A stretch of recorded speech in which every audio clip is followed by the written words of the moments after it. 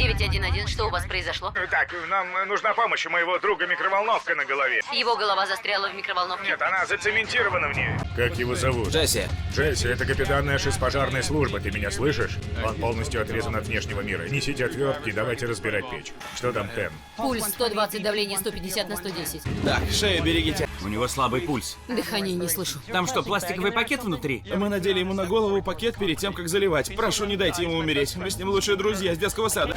Все сняли. Ладно, Бак. Мне молот, а тебе зубило. У меня получится. Ну давай. Вот так.